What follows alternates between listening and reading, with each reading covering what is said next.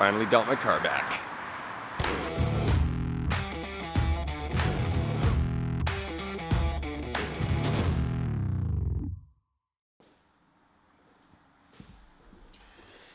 What's going on, guys? Welcome to episode 14 of Move Better Mondays, and today we are going to be finishing off our segment on knee stability and how to build a stable knee, and that is basically using that three-step process of starting on the ground, going to two legs, and then ending off with single leg. Today we are finishing off on single leg. Now, before I go on, I wanted to apologize again. This is the second week this happened where I have basically missed out on a Monday post. Normally these are supposed to come out every single Monday, but last weekend actually, I was dealing with a massive, I guess, sickness or illness. I wasn't sick myself, but I was dealing with something that had kind of really knocked me out for the entire weekend. Basically, I deal with a lot of allergies and I don't try to use any medication. So a lot of people use antihistamines like Claritin, Reactin, Areas, something like that.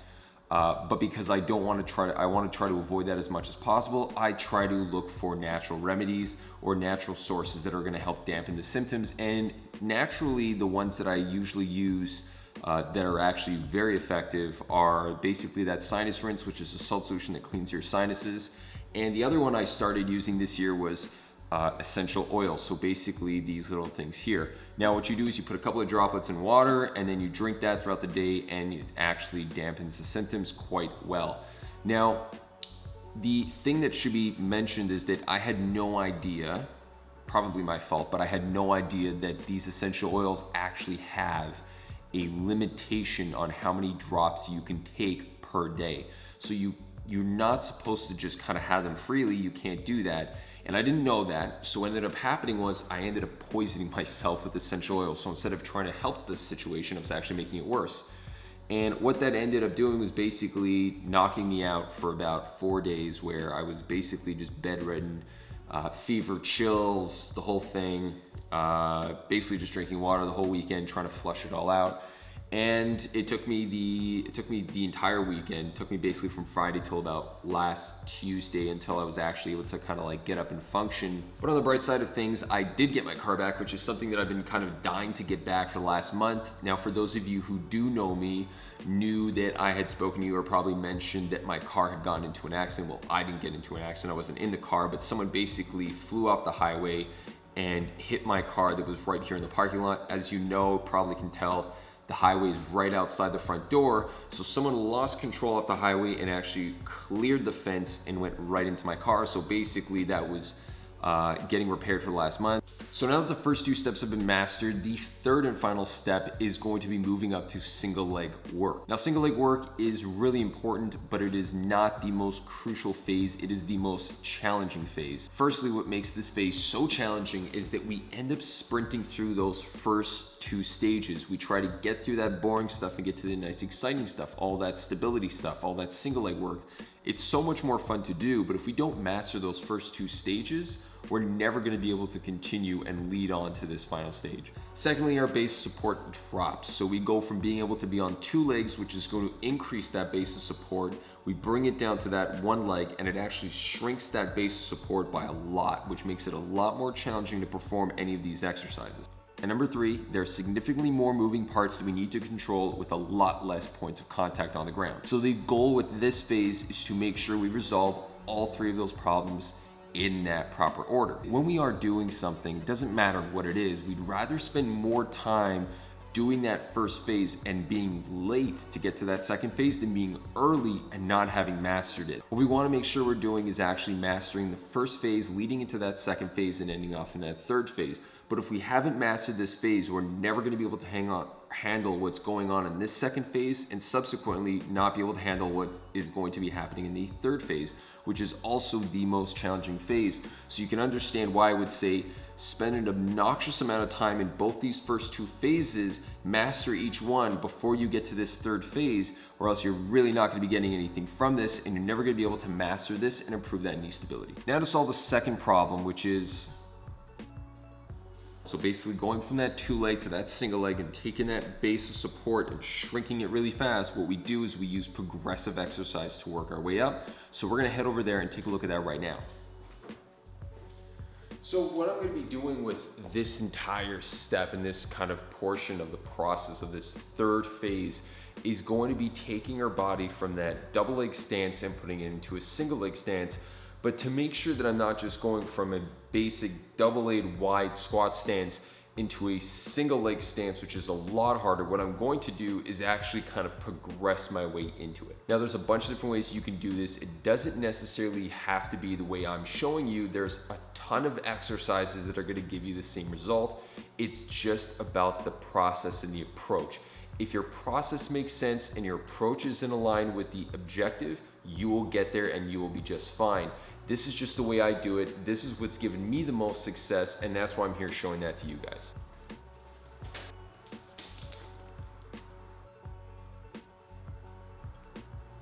Now there's basically 3 exercises that I like to use in my system, and this is what they are.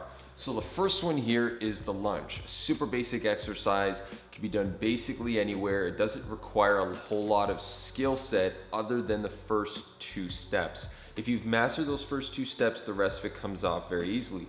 What we do is we go from this, where both of our legs are basically on the ground, to kind of releasing a lot of that tension, spending a little bit more time focusing on that front leg with this split squat. So basically I call split squat the base when you put your back foot up on a pad or a bench or something like that, and you basically take the stress off that back leg, put it onto the front leg. Rear foot elevated split squat, or Bulgarian split squat is what a lot of people call it. I just call it a split squat. That's how I define it. Lunge is basically my common term for what everyone knows as the actual split squat, where you're on the ground and anyway, it doesn't matter. So from here, we're gonna go into a single leg squat, which is a little bit more of a potentially common term called a king deadlift, but I just call it a single leg squat. What you're gonna be doing is getting yourself on one leg on the ground and then just trying to lower yourself down into a single leg half squat position, coming back up, which we can then progress onto a box and have you drop down completely and come back up, which we're gonna go through today. So let's first start with that one there. So the lunge is essentially the first exercise that we're gonna be starting with. Now there's a couple of things we wanna pay attention to in that simple and basic exercises, which I'm gonna go over right now. Now what I'm gonna be looking at is essentially this. When I get into that lunge position, I'm gonna get back here so you guys can see that, is the front foot, the knee, and the hip. We wanna make sure we get a nice alignment here, but we also wanna get that same alignment on that back leg. So that foot to the knee to the hip. And we want to maintain this. Even just standing here, you'll see that my foot is actually trying to search for that nice equal balance point, and that's what we're trying to focus on. We want to try to make the muscles of the feet work. Generally, what you would even want to do is potentially do this exercise barefoot. I love barefoot training. I'm really going hard on that right now. I think it's a huge thing. And I think it could really help you with your stability. It has a huge impact on stability of that leg and of that knee and of that hip. So I would highly recommend, if you want to learn this stuff properly, do it barefoot. That's going to be where you're going to be able to get the most control from that ground and from your foot. So once we've got that alignment, the next thing we want to focus on is knee positioning. Now, what I like to use as a trick to make sure we're getting a nice proper knee positioning is using an elastic and this rack right here. So for this, basically what we're going to be using is an elastic like this, which is essentially just a long super band loop, which is not too thick. So you can kind of see the thickness of this one. There are a bunch of different thicknesses. You can go up, you can go down, it doesn't really matter. This is just the one that I had right here on the rack right next to me. So what we're going to be using this band for is essentially just to attach it to the rack and make sure it's grabbing a hold of our knee and kind of stabilizing it and making sure that it lines up nice and straight. So how that's gonna look is basically tie it around the rack, get it around my knee, come out to do my lunge, and basically if my knee were to cave in from a lack of stability, we would basically keep it aligned here, drop it down, come back up, and this elastic is gonna be holding that knee out the entire time, so it's not gonna allow it to cave in and therefore kind of screw up this entire knee stability and knee control portion of that 3-part phase. Now, again, you don't necessarily need this entire elastic setup. You don't really need it, it's not important, but it is there for someone who has a little bit more, or struggling a little bit more to keep one of their knees in line, if not both of them.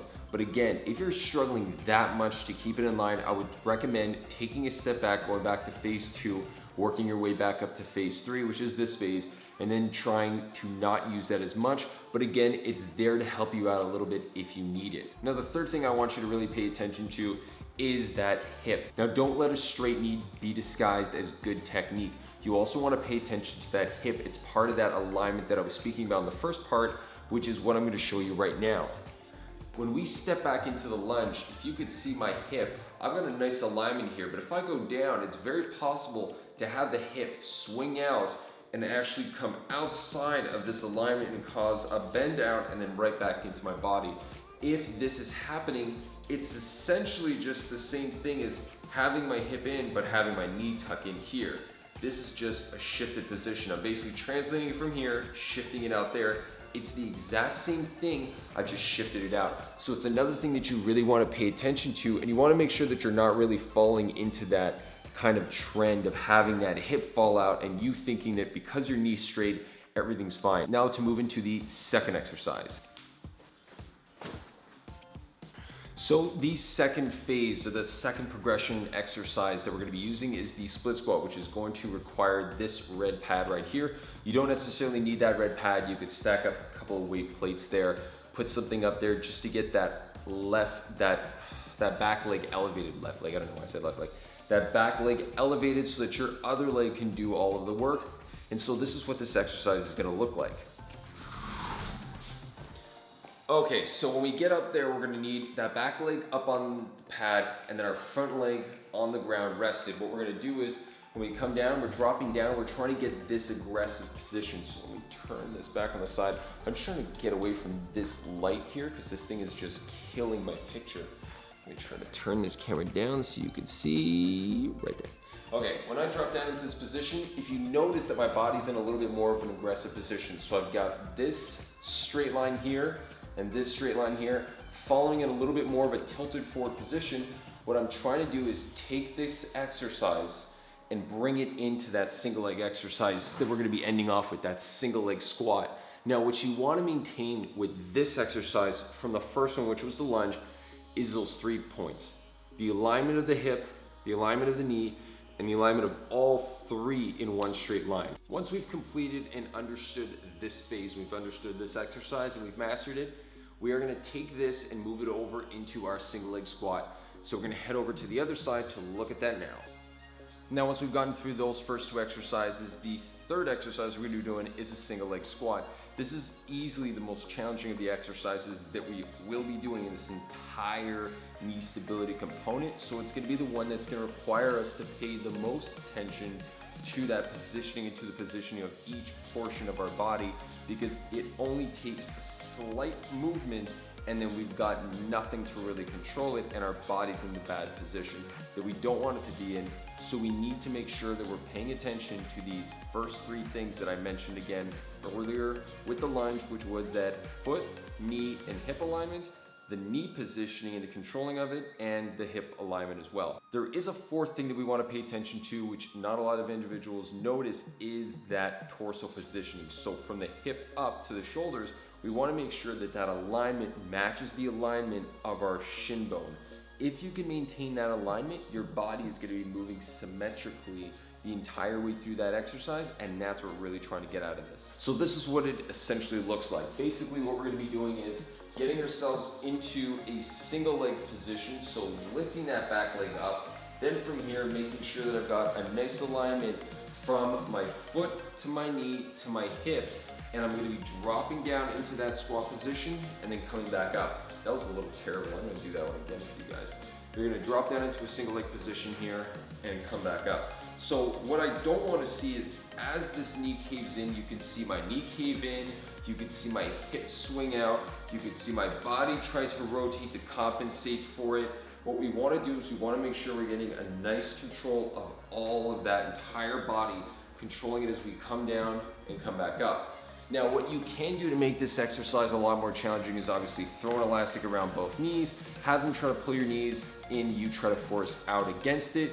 You can head over and use that elastic to have it tug your knee out and get into the right position if you need that extra support. And finally, once this exercise becomes really easy, the next thing you can do, let me slide this back so you can see it, is use a bench right here. Essentially, get yourself up onto the bench, and from here, you're just dropping right down to the bottom position, and then coming back up and making sure we maintain that nice controlled position. Now, what I wanted to mention into this entire, basically end off this entire segment, is that knee stability is actually something that kind of takes a little bit of time to master. Now, one of the things we want to make sure that we're doing is staying consistent with these exercises. These exercises are not something that really take that much time to master, that much time to really work on. It only really comes down to your ability to stay consistent with it. The more consistent you are with these exercises, the higher your likelihood of never having to have these problems come back ever again. That's why when I do a lot of these types of things and I do a lot of these types of videos, I always mention consistency and repetition. Consistency and repetition are really the only two ways that you're gonna be able to master something like this and have it never become a problem for you. If you guys liked what you saw today, hit that subscribe button, give me a thumbs up, definitely leave me a comment, and I will see you guys next week. Hopefully, actually next week.